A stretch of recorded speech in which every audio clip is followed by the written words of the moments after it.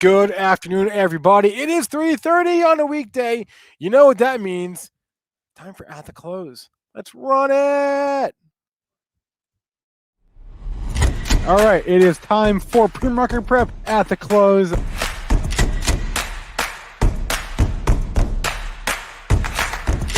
3 consecutive highs, opened, matched yesterday's low, and then once it took out there, that's all the breakout momentum traders needed. Good afternoon, Mr. Elconin. How you doing today? Oh, not too bad here. A little bit of a tricky market, though, eh? Yeah. A little bit of profit taking. We go up and up and up and up, and haven't had a couple down days in a row since I believe mid-October. But let's recap things. What a tricky market today. They like the data wasn't that bad. They rallied it. We went 2 ticks over the close. 78 and a quarter was your close from yesterday. Pre-market high, a little bit above that. We went to 78.75 and we turned it around, took out the pre-market low. I was searching for daily lows in a 46, 20, and 30 handle. There wasn't anything there. 25 and a quarter. We got a little bounce. Who knows we're going to close? Looks like that low is safe for today, though. I don't know. Let's see if we close in the 46.40 handle. Crude getting shellacked down to 87 at 81.29. Big red candle for that. Gold, of course, gold has to get back some of its gains. We hit 1870.60. Now we're trading up 1820 at 1849.10. Silver slips into the 25 handle, but a little too much too fast. Still up 35 cents at 24.67. Bitcoin, you Bitcoin traders out there, you got an alert. You made a new high for the move, a new all-time high basis in futures, and then you turned around and now you're red.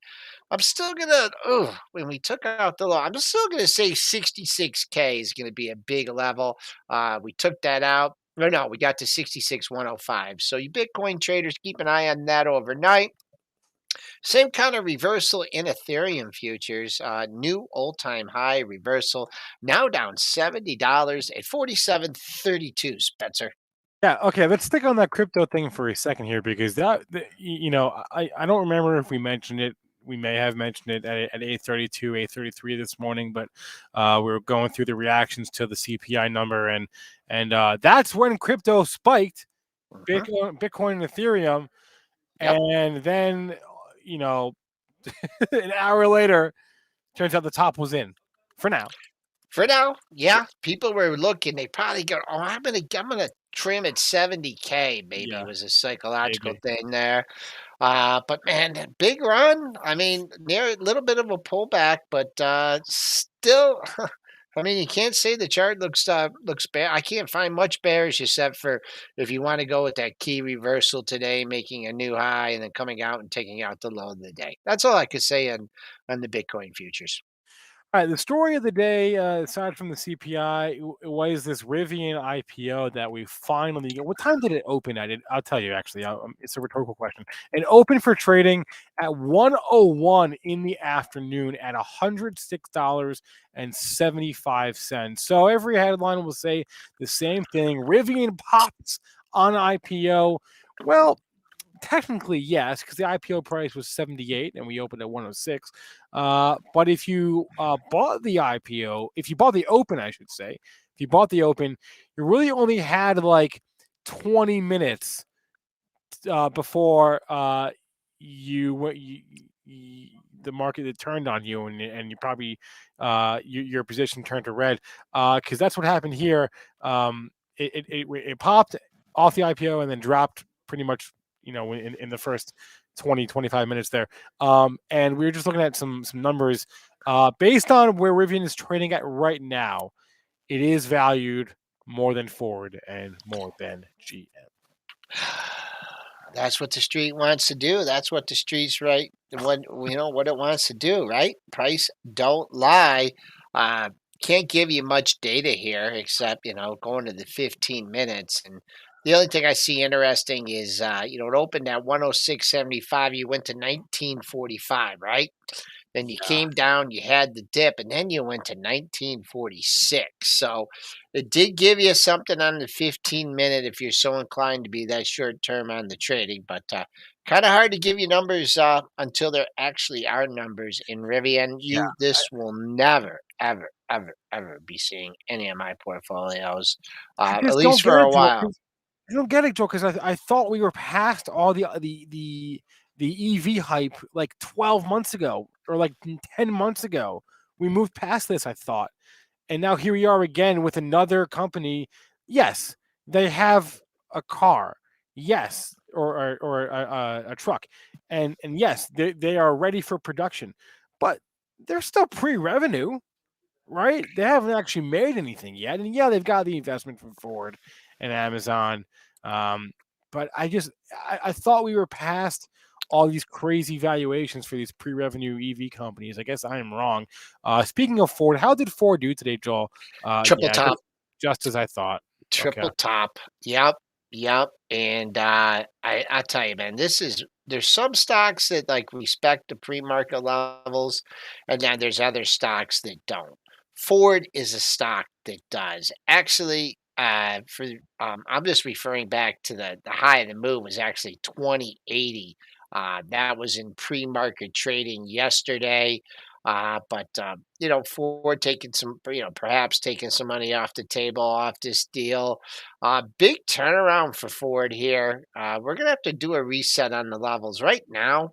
19 better hold. 19 was a level on the way up a couple days here, and then we came down to 1906 today. So we'll see if it can get back. But three highs in the same area, right at the 2050 area. Surrounding that, you know what that tells you? That means the big boys are out there, just not your little players. 2042, 2051. It actually got to 2047 in today's session. So will Ford hold 19 and test 20 again? We shall see. I'll be interesting. I wonder if Triple D. He said he wasn't going to sell. He wasn't going to sell. Those are the kind of the candle that you had today. Let's see. We'll see what he says tomorrow on holding that long-term Ford position. Yeah, I was surprised as well. Hey, I don't know if you saw AMD today, Joel, but it did give back a good chunk of those gains that it made from Monday. Um, and I would like your thoughts here. It was a weird candle yesterday, and Yeah. it came back down again. Two big red candles in a row, way overdone on the upside. I still wouldn't be buying it until maybe it came back into this 125, 126 area. But what do we do in relation to the close? We were talking about that with Mitch. Your close yesterday, your old time closing, I didn't get there. 148.92. The best you could do is 146.30. Trading big volume. I mean, man, this move from 120 to 155. Big move, and looks like there still could be some continued selling pressure here in AMD. Yeah. And we'll get through my list and then we'll do stocks from the chat here. We have a big earnings day today, Joel. We really only have like a handful of these days left in the in the year, frankly, right? We've probably only got a week left of like relevant earnings. And then we go into, the holiday. Triple D needs a break, man. I'm glad. Well, Glad about we're almost there. We're almost there. If you look at the calendar for today, you got like Beezer Homes, you got Beyond Meat, Disney, SoFi, Affirm are the big three tonight. But also Opendoor is going to be very, very interesting in light of what happened to Zillow. So now that Zillow's gotten out of the iBuyer game, Opendoor is really the only public company in doing iBuying in town. And so what are they going to say? Are they going to double down, or was the Zillow iBuying disaster an indictment it. on the entire business model, or is Open Door going to be like, nope, it's just us. We're competing with ourselves here. We have the whole market to ourselves. This is going to be great. I'm very, very curious what Open Door says in their call tonight. They're going to be asked about Zillow. You know they are. The stock has been in a downtrend, like many growth stocks this year. So I do want to see what they say on the call. I have no insight as to what the numbers are going to be, but I I don't know. It's either going to be really good or really bad. I'm pretty confident in saying that. I would say you're street's a little nervous heading into the report. You've had that Zillow news, which has been weighing on it, but you have an area of interest which was defended today. You had a trio of lows just under 19 at the 1880 level. How low did you get today? Today it got to 1911. So that and another low at that area, 1872. So there's what you got to hold on the upside. On the downside, on the upside, man, you got some people stuck in this thing after the Zillow news. I kind of thought, hey, is someone going to benefit from this? So you got 4 bad days in a row. I mean, I would pick your poison, 21, 22. If you get a pop on this, just trading over 25. So street leaning a little bit to the sell side here. Yeah, and I stand corrected on that because I forgot about Offerpad, OPAD. They were a SPAC. I can never remember what the SPACs are once they de-SPAC. So OPAD is also an iBuyer. They compete with Opendoor, and they also report tonight. So we'll find out if the Zillow disaster was really was it a Zillow problem, or was it actually a business model problem with the instant buying business? We'll find out tonight. I If suspect. I ever IPO a company, I Yeah. wouldn't put offer in the name, Offerpad. I just, Why? Oh, just bad luck. yeah, Yeah. I don't know. It's just something about it. But this is just hanging out near the old-time lows, the actual old-time low. I actually have a weekly here that was made in October at 680. And if you get a rally in here somehow, some way, if the stock must a rally, keep an eye on $8. A couple weekly highs, 805 and 813. Who in the chat just said Frank just said he thinks Affirm is going back to 90. They report tonight as well. Does Affirm, and that would be something. Frank, $90 is a long ways away, right? That's $40 from now. However, that being said, we are in the midst of what is the worst week for this stock probably ever in terms of a dollar drop. Dollar Boy, basis. yeah. Wow, you were made an all-time high on Monday. Boom, boom, boom. When I see a candle like that 110 to 130 candle, that makes me think if this takes out 130, Frank might not be too off. You did have a couple lows under the 110 area, but then when you launched from the 110 area. These 3 lows are what I'm referring to. It's actually a little bit lower, 106.80 to I'll call it 107, 108 if you go into reverse on this one, at least for a bounce. But what's not bouncing is the S&P 500 index futures here. Oh We were no, trying to hang in they the did a little bit. 4640 handle. Little Now still down 41 handles at 37 and a Yeah, quarter. little bit of a bounce, little bit of a bounce, very, very, very slight bounce. Jason wants to know who's buying SoFi. Um, Not me. I'm not adding. I'm not adding here. I'm holding to. I don't have the cojones to add here, especially the 20 minutes before they report earnings. Um, y'all can do what you want. I don't know what to tell you here. This stock is giving you a little bit of a heart attack, hasn't it, Spencer? And went down Yeah, and went. every time I look at it, I'm in the green. I'm in the red. I'm in the green. I'm in the red.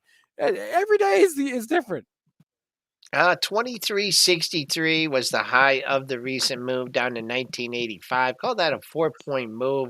So if we get 2185, 22, I'm looking at that to be resistance. And what do you know? 2185 is the high of today's session.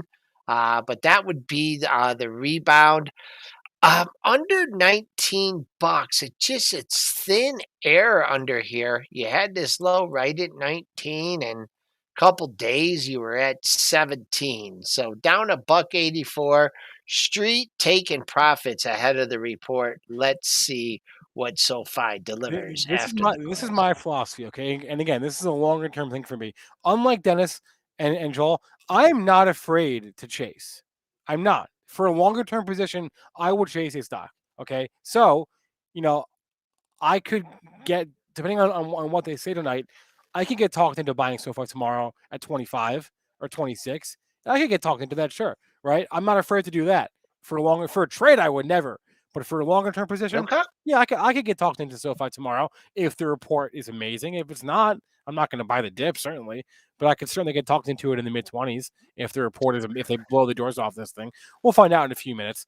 What else was on my list here? I don't know. Disney reports tonight. Yeah. What do you think about the House of Mouse here? I'm not feeling great about it, Joel. Also, not just tonight though. We do have the Disney Plus showcase event on Friday. I think it's all. I'm not sure what time it is. I don't remember, but I think it's sometime on Friday where they're going to be like, "Hey, here's all the cool stuff we have on Disney Plus now." And I don't know. I don't feel great about it. I got to be honest with you. I don't feel great. I'm just going to stick with that. It's been in the trading range, right? And it got near the low of that trading range last week and then shot out of there like a cannon. So when you have that's a weekly level, but I'm going to look at this on the monthly. I mean, you can't count the House of Mouse out until you take out this 168 area. I mean, you just have to keep trying it until it doesn't work. Mitch had some interesting comments. I don't know, it was on the pre-market show this morning about, hey, they could care less about the adults. They just want the kids, and there's a lot of kids to sign up. Um, the other thing that would make me not want to be short Disney ahead of the report, and this is going on the Mitch theory, is if they're going after kids, how'd Roadblocks do? It gave some back today. Pretty good. Yeah, Pretty yeah. good, Joel.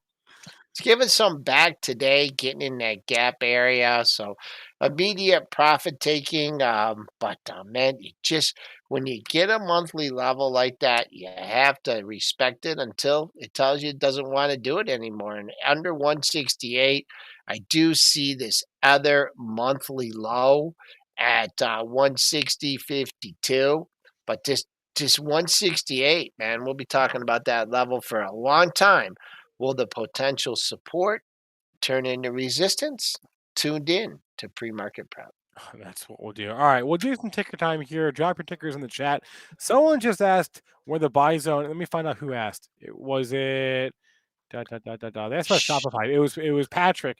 Patrick asked about the buy zone. Where is the buy zone in Shopify? You know what? Give Shopify a lot of credit, Joel, because it is a growth stock that really is held up strong relative to a lot of its COVID play friends, right? Hmm. I'd have to say under 1350 for me. You were there not too long ago. You had a few lows above 1350, and then you see the spikes below 1350. My area of interest, if I got a pop and I was long with this stock, I'd say, what come to Papa here? Lift by 1550, offer a pair of daily highs above there at 1563 and 1564.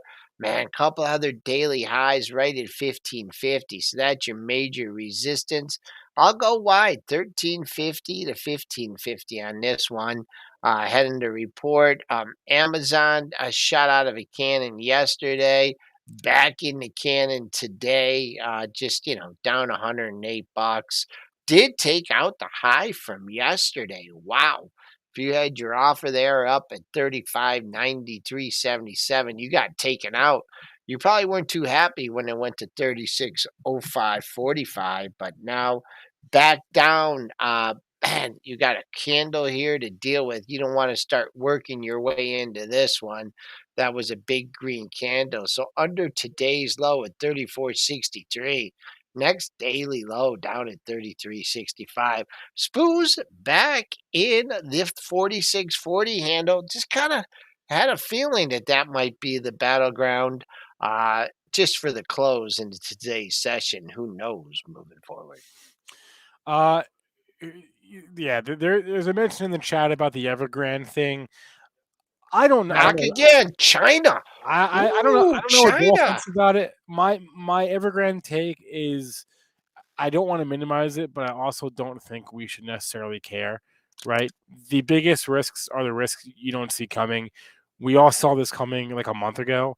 It may have been a risk worth talking about in September, but it is not now.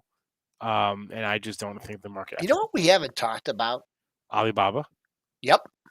Yeah, I You was know it's watching that. I was tomorrow? watching that today. Yeah. It's been all right. It's been all right. Is it Singles Day? Are they still doing that? Oh shoot, you're right. Shoot, Yeah. no, damn it, I wrote that down last week. Somebody mentioned it in the chat, and I wrote it down on my notes here on like a different page. And I wrote it down, and I wrote Singles Day. This is like a week and a half ago, and Oh, look at that. I Came into one. forgot to mention it. Shoot, how we haven't had have we had the run up or no? No, not really. Uh, no, not really. In fact, you had to pull back half of that move from 138 to 180 and change. I probably didn't get to 183, but that 50% area still at that 160. So I'd be keeping an eye on that, but just no mention of it at all. No. Alibaba on the back burner. Not much news out of China. Spoos mounting a rally going into the close, back into 46.40 handle here. You heard it from Spencer Israel first. So getting back some of those losses today, but we'll see what happens with so that we surely have results, right? Is it well tomorrow? Is it tomorrow yet in Yes. overseas? Yeah, but it's the beginning of tomorrow, so it's Yeah, not beginning of tomorrow. not So really helpful. Uh, Spoos on a rip here. Let's see. What would be mid range on the session? Not quite 40, 45 handle, 22 and a half. Right here. We're back mid range on the Spoos, trying to rally into the close. we were asked about Facebook. I don't know. I don't know what to make of Facebook. Facebook, what's that? It's Metaverse. Well, yeah, but the stock will be Facebook for another month. I don't know. It topped out again. I'm not sure. I mean, Oh, look at that. Look at that I 50% line once again. Your traders were watching that. I wasn't. I haven't had meta platforms yeah, up in a while, but yeah. boom. Now you got half a back of those losses, and now you're giving back half of the gains. Let's see here. 346. Let's just call it a 40-point move. Getting interesting. Also with the pair of daily lows at 324, just under 324. We'll see if that play comes into play in Thursday's session. Easy Mike said his son sold a lot of Bitcoin today. Congrats to him, man. Hey, look at that. The Booking some key gains. reversal sending him for the exits. Look at that. Now we're taking out to 66K. I'd be a little worried if I was holder of that cryptocurrency, but let's see. Didn't get to 70. I was going to try and get triple D on a wager, but he's so crafty. I was hoping this was going to get to 70K today and hang out there.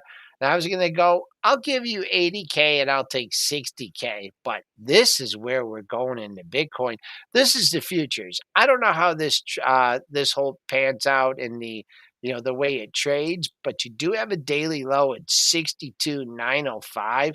But look at the buyers that were lined up at 61K if we do get there. Reversal there in Bitcoin, Ethereum probably doing the same thing. But hey, it's Mm. been a heck of a run so far. It's good. It's good to have a pullback. You know what? You know what we should have mentioned this morning, and I feel like an idiot for not suggesting this, but this was the first uh, big macroeconomic data point since the Bitcoin futures ETF launched. So BITO is a now, and there was volume. So BITO was a trade this morning. If you don't have Bitcoin or whatever, or you don't have a wallet, or you don't trade the futures, BITO was a trade this morning for everyone. But we didn't mention that, so I'm sorry about that. 3:55, 5 minutes left in the session. There was some questions that I missed earlier. Someone asked about, oh yeah, Eli. Callaway Golf had earnings this morning. Wasn't it this morning, or may have been last night? Let me check right now. It was last night. The EPS was good. Their sales was good. Their guidance was good. And I did look this morning before the open, and I didn't really see much. Quiet today. Quiet day for Callaway. Let's see here. Yeah, I mean, headed into winter, I mean, you talk about a seasonality trade. A pop and a drop. If you would ask me about this one, I would have said, "Hey, what happens at 31 bucks?" Because just look at this. You stuck your head over 31 in like 4 out of 5 sessions, and you kind of failed again. Traded down to 27. If you think you missed the pull, oh, look at the monthly lows in this thing too. Wow. 27 bucks on the downside. Will we revisit again today or over the next couple days? Oza knows you got a pair of lows to contend with uh, at just under 29. So if you're looking for support, you did fill the gap too. 29.45. Wow. Gap fill. Who would have thunk that off the open 38, 34, 31, 31, 9 high? Matching up with all these highs here. And I just want to mention Coinbase did fill the gap. Look at that. After getting crushed in the pre-market, they rallied it. The top of, and this was a double bottom gap fill. 45, 40, 56 was your low on Tuesday, or excuse me, Monday, 45.06 on Tuesday. Yeah, it went to 48.98. So I got a little egg on my face calling that. But let's see if the trading volume will pick up in Q4 for Coinbase. The turn in Bitcoin's probably not helping it as well. Fubo was mentioned by Ray in the chat, and as a programming note, we will have the CEO of Fubo on the channel next a week from today. Actually, next Wednesday, we'll have David Gambler on Benzinga Live in the afternoon show a week from today. Will this come back into the monthly lows under 23? Wow, run up and just the open. Wow, what was the daily range? I just want to see where the open was. Open 29.20. If you were buying the dip, you had 6 cents to get out at 29.26. Once it hit that 29.20, it became a selling on weakness. Wow. Gap down for Fubo. Wow, down almost $8 on the session. Let's see what happens. See if it can come down and test those monthly lows. On the monthly chart, this looks pretty docile.